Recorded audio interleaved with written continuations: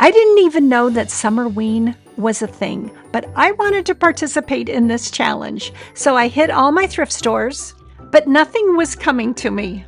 So I was running out of time. I hit them again, and in desperation, this is what I bought. So stick around because I think you'll be surprised at what they were flipped into. I'm starting with the candles and the glass vase because they're both getting decoupaged with the same napkin. The red candles I painted in white paint, and the glass vase I painted in slick stick.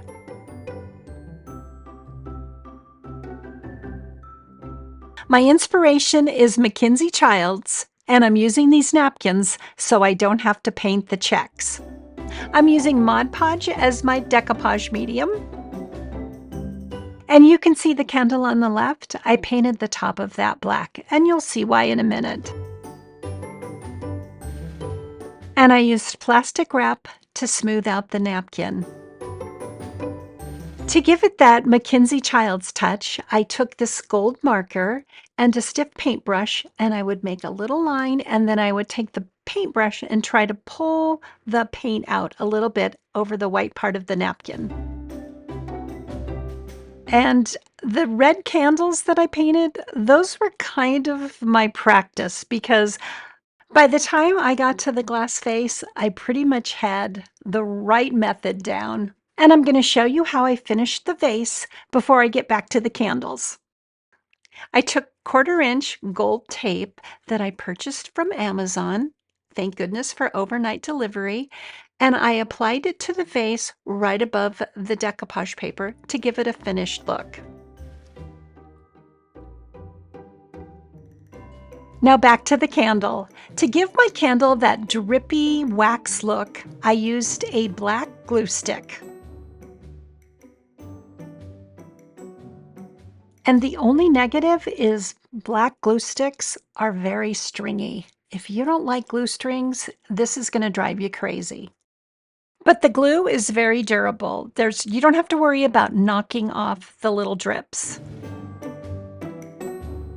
Here is the first candle that I did, and my original idea was to use a black crayon and a lighter to create the drips. And it doesn't work out at all. First of all, you have no control over your drips. My finger was like numb the next day from holding down that lighter, and my eyes from staring into that flame. I could barely see by the time I was done. Do not recommend this method at all. And the worst part is you can break the crayon right off the candle. So after I got this whole one done, I'm so glad I thought to look on Amazon to see if they sold black glue sticks. Before I show you the candles, I want to move on to the next thrift flip because they all go together in a weird sort of way. Now this arrangement is not great, but I just needed the apples, and this is the only way I could find them. And because I spent $11.49, I needed to include this metal container in my flips. Now the first thing I needed to do was get out all those apples.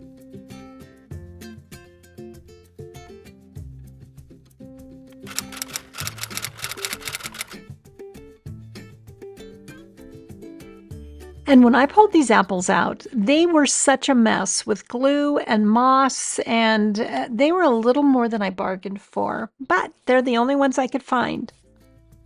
But before I get to the apples, I'm going to start with this metal container that I don't really like, and I liked it a whole lot less after I had to cut out all of this styrofoam. And the most difficult part was getting it off the sides of the tin. I sanded it, I let it soak in my sink, and once I got it as clean as I thought I was going to get it, I used a primer.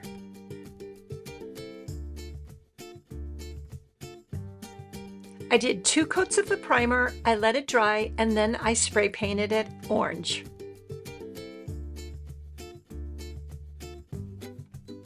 Once the paint was dry, I decided to paint in some of the diamonds, and I used an Elmer's painter's pen. This pin has a glossy finish, so it worked well with the glossy orange. And I really did have a design worked out in my head before I started painting the black diamonds, but I kept messing up, so my design had to evolve to cover up all my mistakes. At this point, I'm still working on the design, but I really wanted to know if that gold pin would work on this metal container. And once I knew it was going to work, I had a whole lot more confidence in this design, and I'm actually starting to like this container. All the black diamonds have been painted, and my original plan was to just go around the black diamonds with the gold paint. But I liked the gold paint so much that I decided to do all the lines in the gold paint.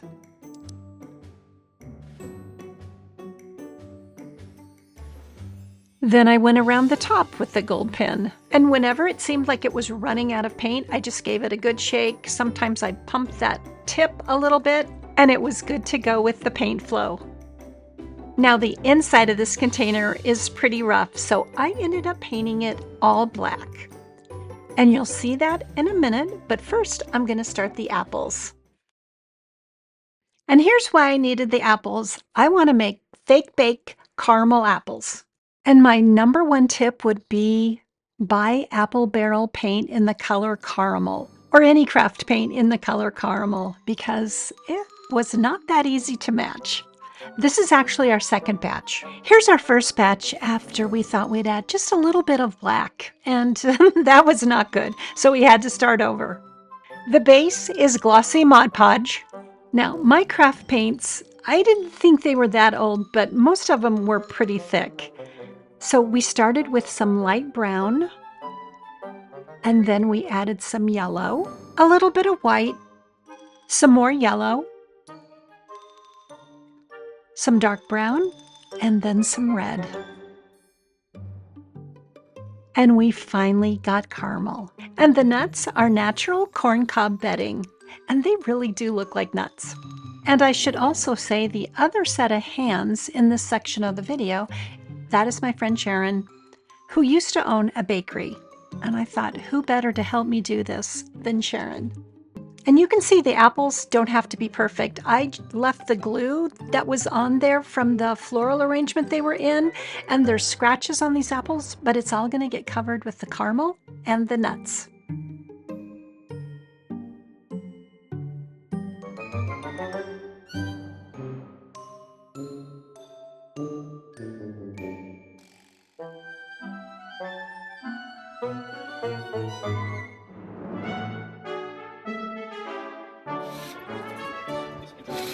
I purchased the sticks off of Amazon, and they had that point on the end, so I thought they would be easy to just stick in these apples, but it was actually easier to just drill a little hole.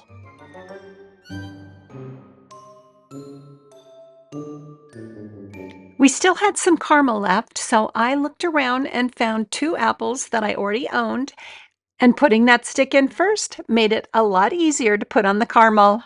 And Sharon couldn't have all the fun. I made these 2 caramel apples.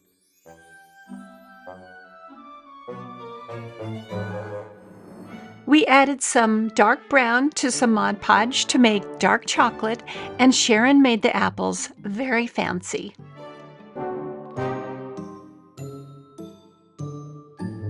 And this was our white chocolate.